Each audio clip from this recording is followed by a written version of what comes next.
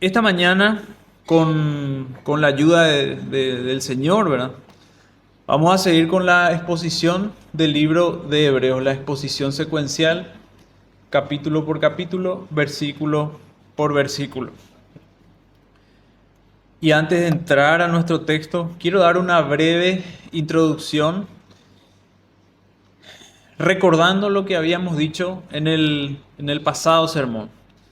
Habíamos dicho y habíamos leído Hebreos 1, del 1 al 4, y concluimos que Cristo es el portavoz final de Dios, que Cristo es el heredero del universo, que Cristo es el resplandor de la gloria de Dios, que Él se revela como la imagen de la persona de Dios, que Cristo todo lo sustenta, que los sacrificios de antaño no quitaban los pecados, pero el sacrificio de Cristo sí lo hizo, y que Cristo tiene su trono en lo más elevado de los cielos y por eso era mayor que los profetas. Cristo mayor que los profetas.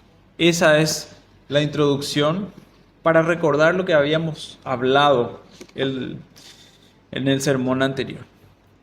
Ahora, ya apuntando al mensaje de hoy, si Cristo tiene su trono en lo más elevado de los cielos, está por encima de todo.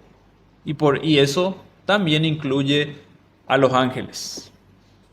Habíamos hablado de que Cristo era superior a los profetas, ahora el Hijo superior a los ángeles.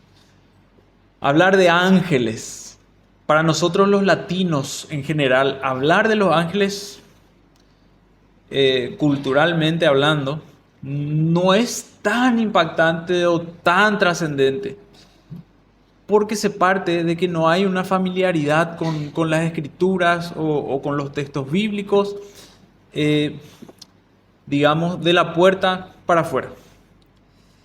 Ahora, para un judío de la época, hablar de los ángeles era como decir alguien que está más cerca del Señor, a ese nivel. Era una estima especial hacia la figura de los ángeles.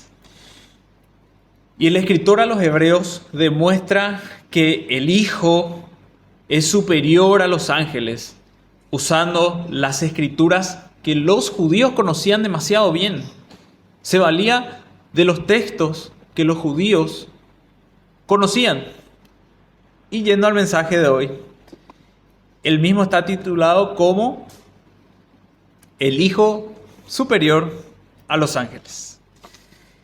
Y vamos a desarrollar la epístola de Hebreos en el capítulo 1, de los versículos 5 al 14, si me acompañan con la vista en sus Biblias. Y dice así la palabra del Señor: porque a cuál de los ángeles, dice el versículo 5, porque a cuál de los ángeles dijo Dios jamás, mi hijo eres tú, yo te he engendrado hoy. Y otra vez, yo seré a él padre y él me será a mí hijo. Y otra vez, cuando introduce al primogénito en el mundo, dice: adórenle todos los ángeles de Dios. Ciertamente de los ángeles dice: el que hace a sus ángeles espíritus y a sus ministros llama de fuego. Mas del Hijo dice: tu trono, oh Dios, por el siglo del siglo. Cetro de equidad es el cetro de tu reino. Has amado la justicia y aborrecido la maldad, por lo cual te ungió Dios, el Dios tuyo, con óleo de alegría más que a tus compañeros. Tú, oh Señor, en el principio fundaste la tierra, y los cielos son obra de tus manos. Ellos perecerán, mas tú permaneces, y todos ellos se envejecerán como una vestidura, y como un vestido los envolverás y serán mudados. Pero tú eres el mismo, y tus años no acabarán, pues ¿a cuál de los ángeles dijo Dios jamás: siéntate a mi diestra, hasta que ponga a tus enemigos por estrado de tus pies? Y el versículo final: ¿no son todos espíritus ministradores enviados para servicio a favor de los que serán herederos de la salvación? Hasta aquí el texto bíblico que vamos a desarrollar. Y llegando a nuestro mensaje, el bosquejo de hoy tiene previstas 3 grandes razones por la cual el Hijo, Cristo Jesús, es superior a los ángeles. La primera razón por la cual el Hijo es superior a los ángeles: ningún ángel ha sido llamado Hijo como sí lo fue Jesús. La segunda razón por la cual el Hijo es superior a los ángeles: ningún ángel tiene autoridad real, ninguno. La tercera razón, la última, por la cual el Hijo es superior a los ángeles: ningún ángel está sentado a la diestra del Padre. Ninguno. Y empezamos con la primera razón. La primera razón por la cual el Hijo es superior a los ángeles: ningún ángel ha sido llamado Hijo como sí lo fue Jesús. Y justamente tiene que ver con eso, la primera razón, con el nombre que se le dio a Jesús que ningún ángel pudo obtener. Dice el versículo 5: porque a cuál de los ángeles dijo Dios jamás: tú eres mi hijo, hoy he venido a ser tu padre. Y otra vez: yo seré su padre y él será mi hijo. Esta porción habla del título especial que tiene nuestro Señor Jesucristo. Y con la ayuda de las citas del Antiguo Testamento, y más específicamente del libro de los Salmos, el escritor indica que el Hijo cumplió los pasajes de la Escritura que él cita. Que en el Hijo se cumplen esos pasajes. Como se pregunta en el Salmo 2:7, que es un salmo que habla del reino del ungido de Jehová: ¿dijo Dios alguna vez a alguno de sus ángeles: tú eres mi hijo, hoy he venido a ser tu padre? La respuesta sabemos. Nunca a ningún ángel se le dio el título de hijo de Dios en ningún lugar de las Escrituras. El credo de Nicea, que es un credo antiguo, afirma: creo en un Señor Jesucristo, el unigénito Hijo de Dios, nacido del Padre antes de todos los mundos. Y la confesión belga dice: creemos que Jesucristo es el Hijo de Dios, no solo desde el momento en que tomó nuestra naturaleza, sino desde toda la eternidad. Dios nunca ha sido llamado Padre de ángeles, y ningún ángel alguno se dirigió a Dios llamándole Padre. Ni los arcángeles, Miguel, Gabriel inclusive, van a tener ese honor. Ni Salomón, que es el hijo del rey David, de cuyo linaje vendría el Mesías, tampoco. ¿David y Salomón son reyes? Sí. ¿Del pueblo de Dios? Sí.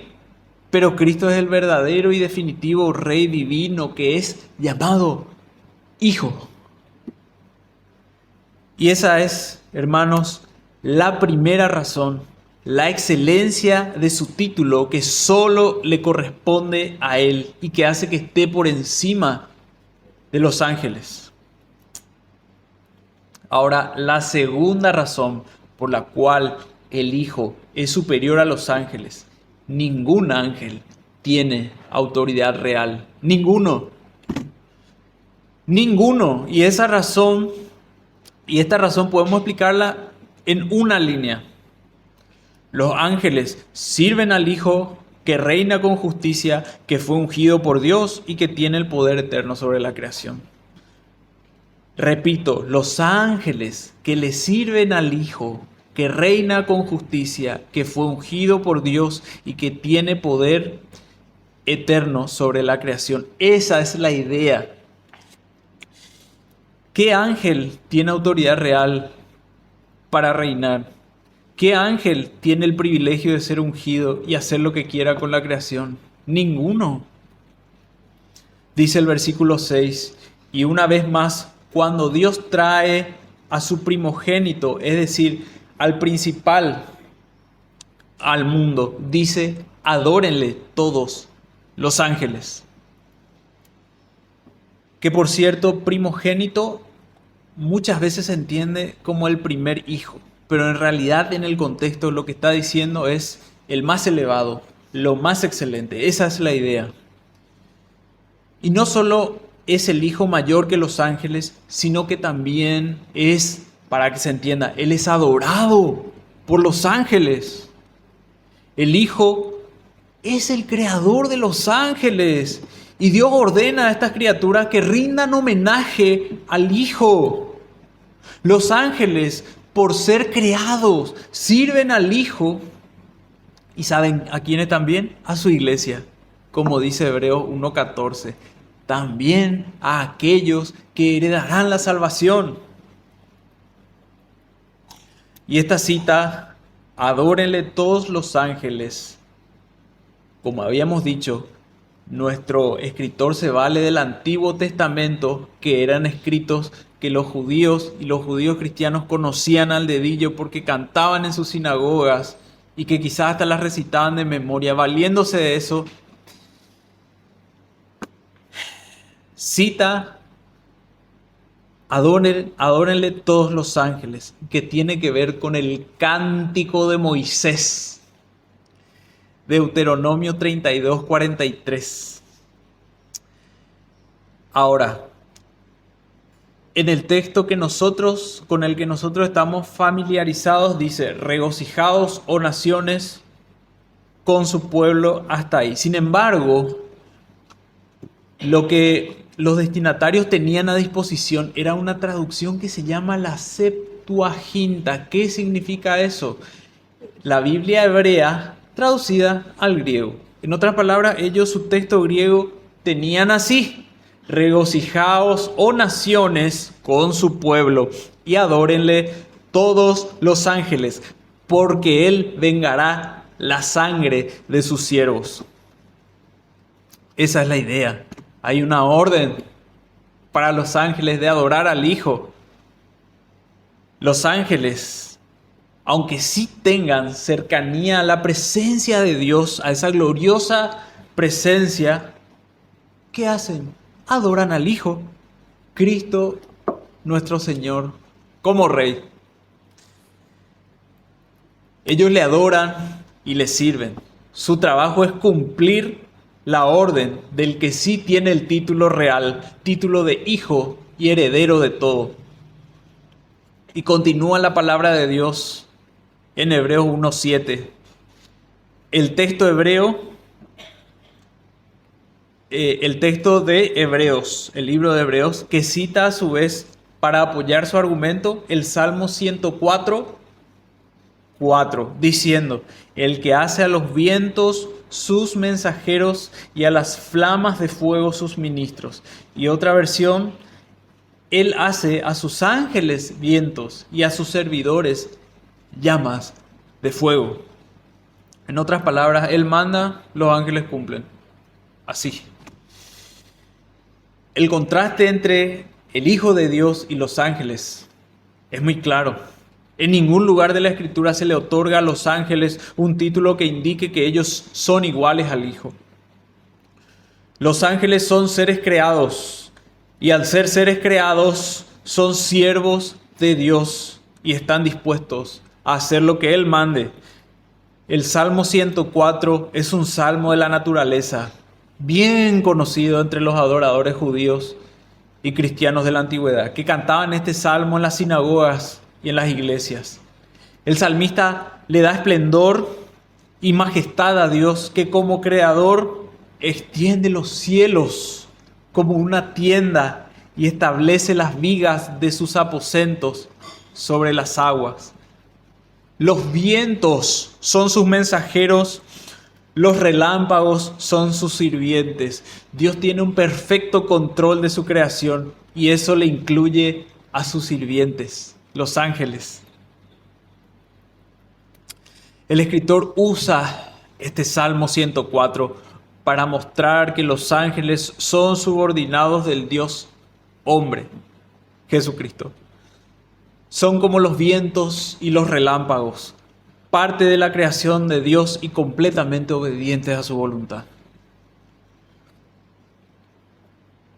Dios usa a los ángeles para hacer su voluntad y ellos le sirven de un modo, sí, extraordinario, vigorosos como el viento y destructores como el rayo, pero terminan su tarea y regresan a Él como humildes y obedientes sirvientes, humildes ayudantes.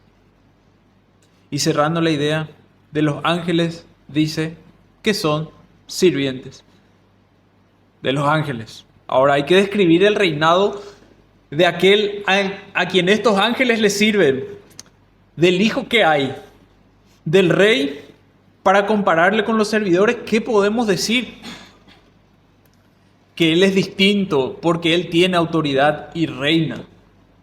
Y una característica de su reino es que Él reina con rectitud. Versículo 8 dice, Hebreos 1:8, tu trono, oh Dios, por el siglo del siglo.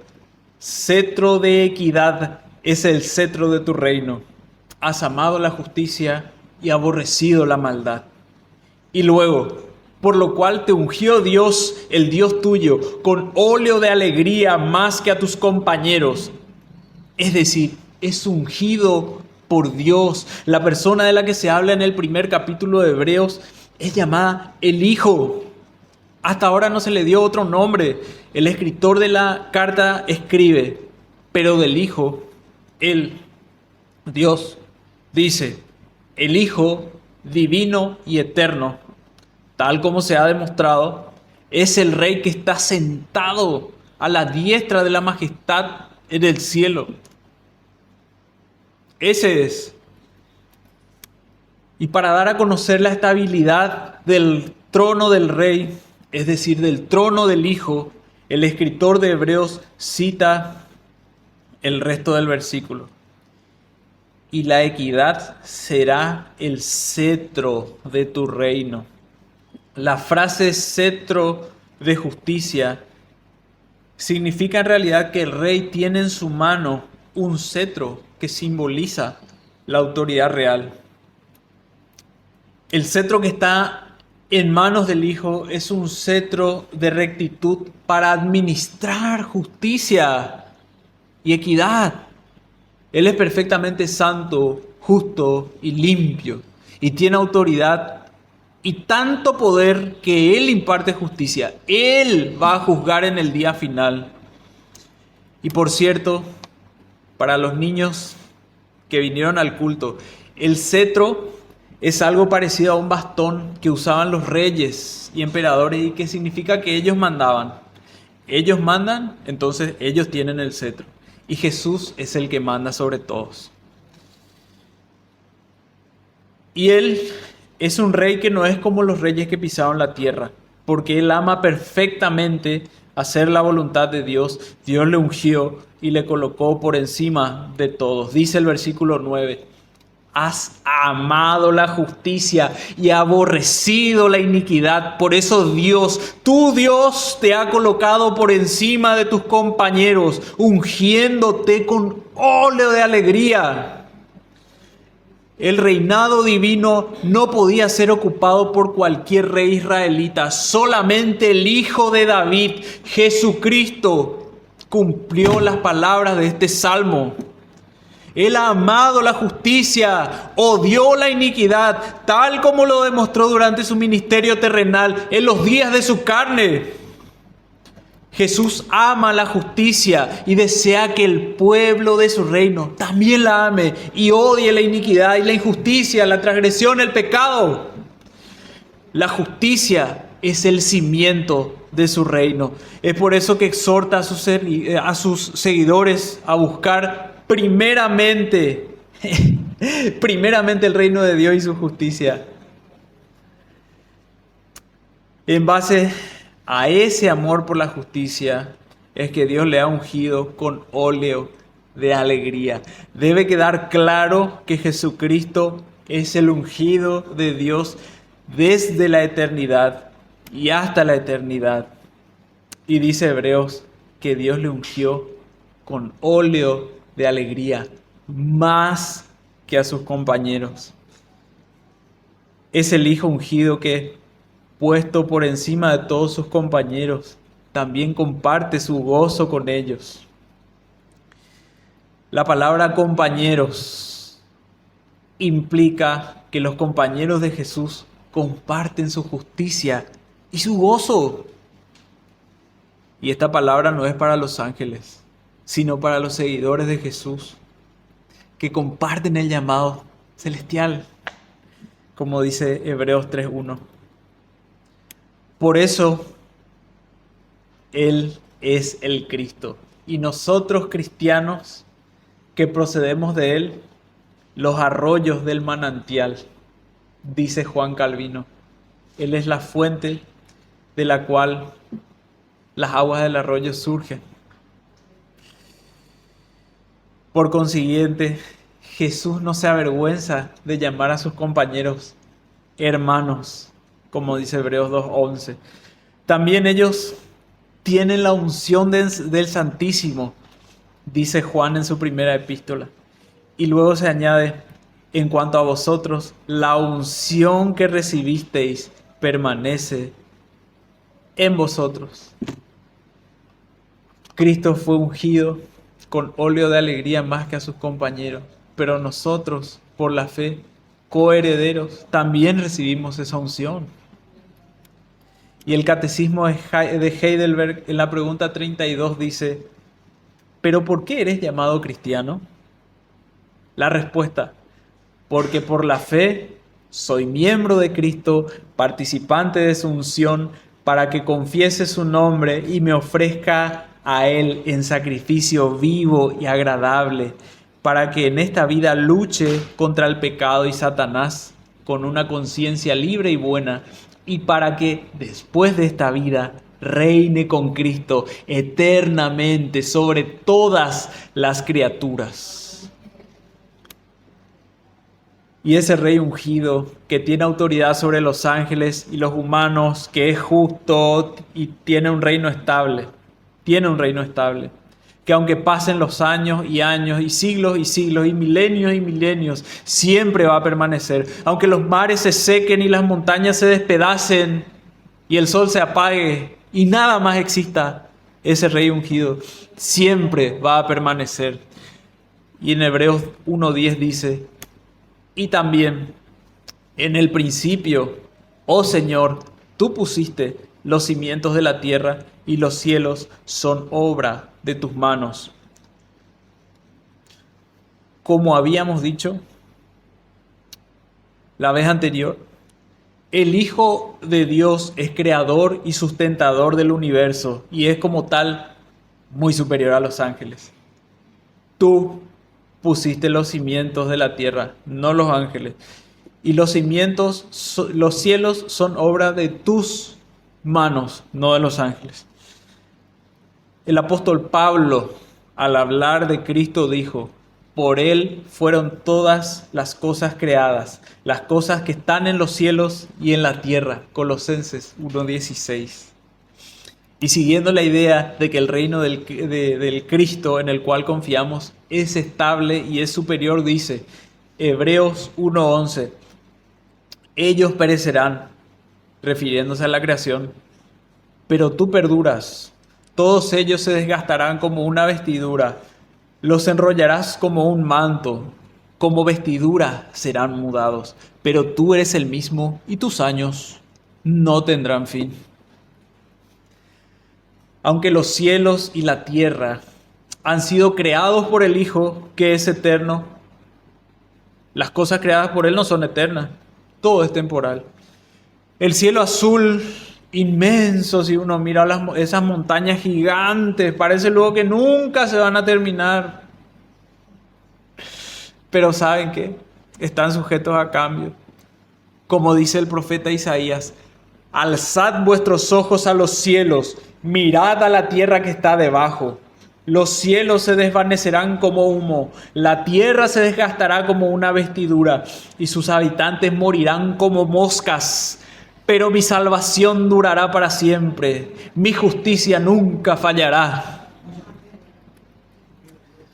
Tanto el salmista como el profeta usan ese ejemplo de la ropa que se va desgastando hasta que no queda más que tirar.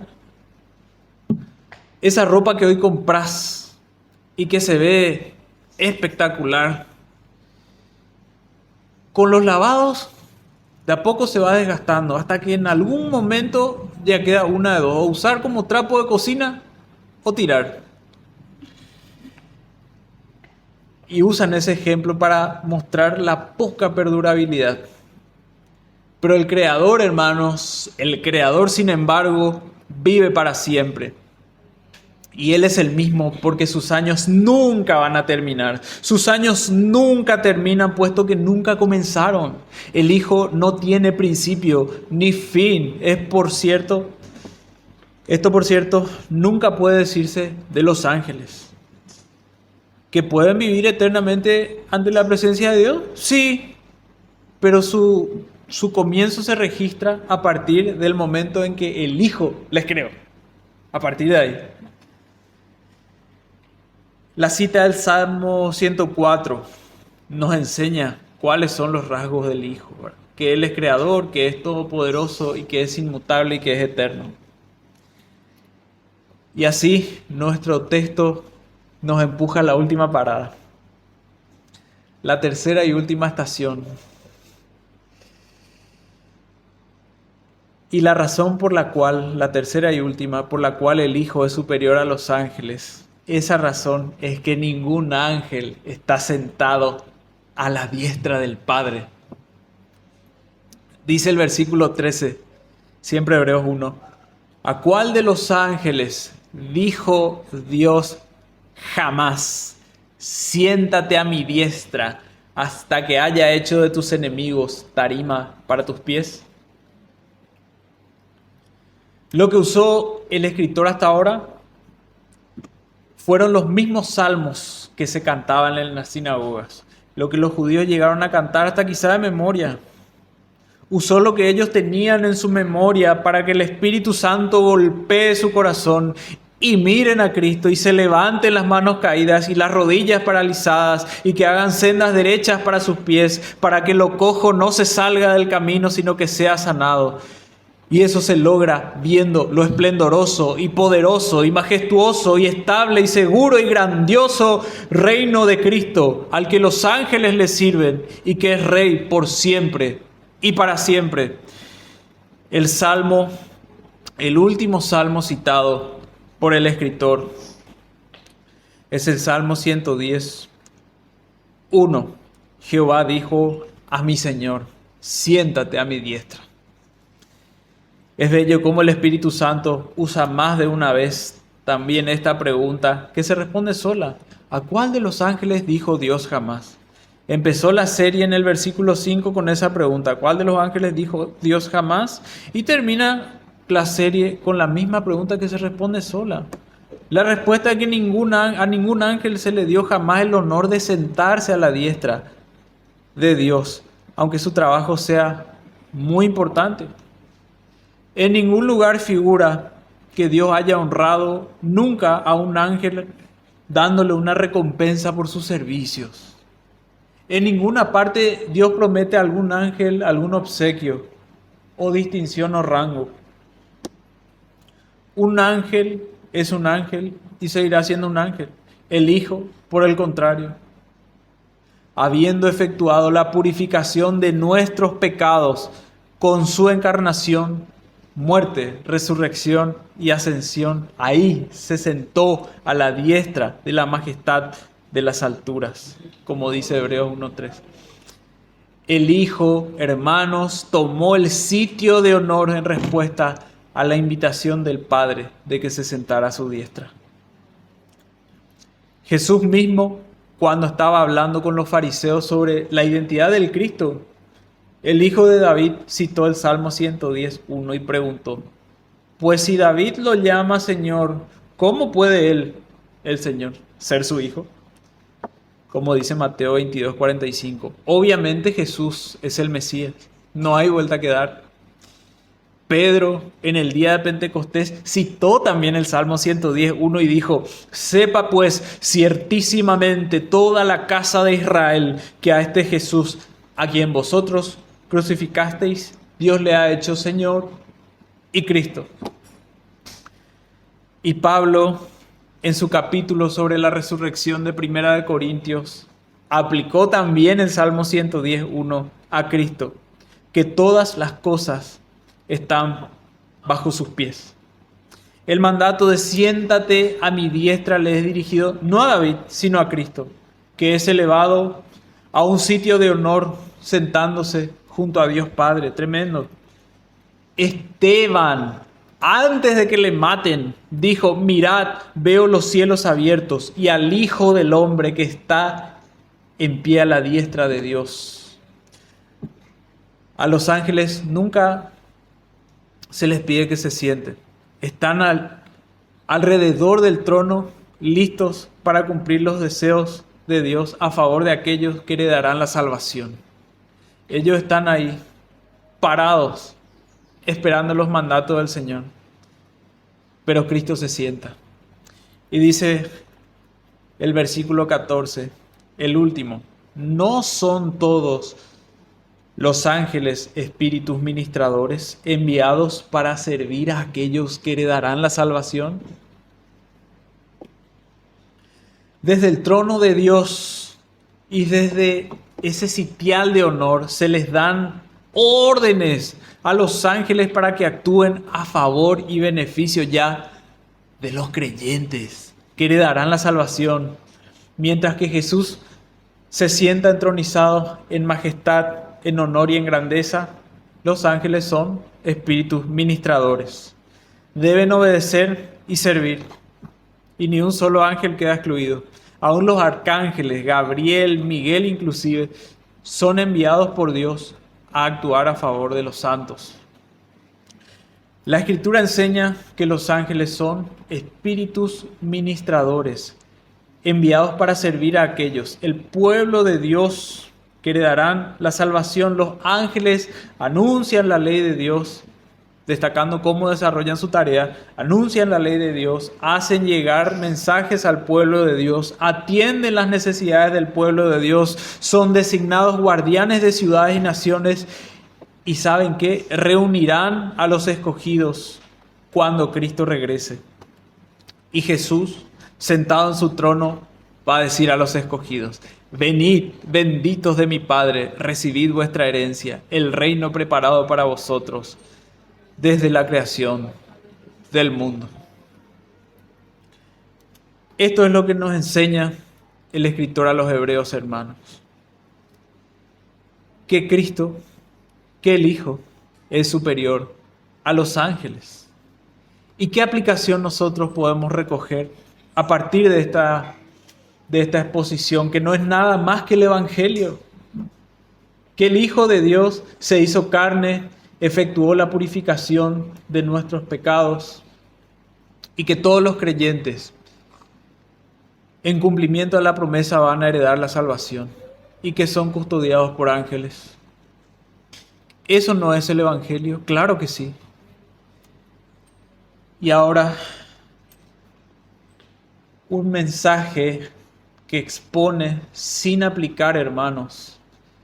Es como una carta sin destinatario, que no da en el blanco. Entonces, el Señor quiere que su palabra halle cabida en nuestros corazones y que produzca fruto, que haya consecuencias. ¿Y cómo nosotros podemos aplicar estas verdades evangelísticas? ¿Cómo podemos nosotros aplicar estas verdades mesiánicas del Hijo de Dios? Primeramente, si el Hijo tiene todas las cosas sometidas bajo sus pies, debemos honrarlo. ¿Cómo honramos a Él? ¿Cómo le damos gloria? Debemos ser obedientes. Él tiene un cetro de justicia. Él ama la justicia y Él aborrece la maldad. Esa maldad que Él aborrece, nosotros debemos aborrecerla también. Y en dependencia del Espíritu Santo, Debemos despojarnos del pecado y buscar la santidad en actos, en palabras, en intenciones, aprovechando que el Hijo ya hizo la purificación de los pecados por medio de sí mismo. Aprovechando que Él fue molido por nuestras transgresiones, aprovechando las riquezas de su gracia, su paciencia y su perdón, debemos despojarnos del pecado y buscar la santidad. ¿Cómo yo puedo decir que soy coheredero con Cristo si mi corazón se deleita en el pecado y no hay una intención genuina de salir? ¿Cómo? El primer gran mandamiento es amar a Dios con todo el corazón, alma, mente y fuerzas. ¿Él está sobre todas las cosas en tu vida o estás vos? ¿Le amás más a Él o te amás más vos? ¿Cuál es tu prioridad? Si hay pecado, confesale al Padre. Hay un abogado sentado a la diestra de la majestad de las alturas y Él es fiel y justo para perdonarnos. Pero el punto se mantiene: aborrecer el mal y honrar al Hijo. La segunda aplicación es: si Cristo está sentado en el trono y a quien los ángeles le sirven y envía a sus servidores para preservar a su iglesia, a sus compañeros, a sus coherederos, que son los creyentes, teniendo en cuenta eso, y ese que está compartiendo contigo en el salón, en este momento, si ha nacido de nuevo, tenedlo en cuenta porque es un coheredero y tenés que amarle a ese coheredero. Porque el Hijo dio su sangre por tu hermano. Hace trabajar ángeles por él para preservarle hasta el día final. Tiene preparado un gran banquete en las bodas del Cordero para él. No es cualquier cosa. Tu hermano es un coheredero de la gracia de la vida. Es alguien con quien vas a tener que adorar por el resto de la eternidad en gloria. Así que desechando la malicia, debemos perdonar, debemos amar. Usted está siendo desafiado a imitar a Cristo, mi hermano, como ejemplo de perdón y de paciencia, y de amor y de servicio. Este es el mensaje que hemos oído de Él y os anunciamos. Dios es luz y no hay tinieblas en Él. Si decimos que tenemos comunión con Él y andamos en tinieblas, mentimos y no practicamos la verdad. Pero si andamos en luz, como Él está en la luz, tenemos comunión unos con otros. Y la sangre de Jesucristo, su Hijo, nos limpia de todo pecado, dice el apóstol Juan. Y la tercera y última aplicación es para quien nos visite hoy y que haya oído este mensaje. Amigo que nos visitas, este es el Evangelio.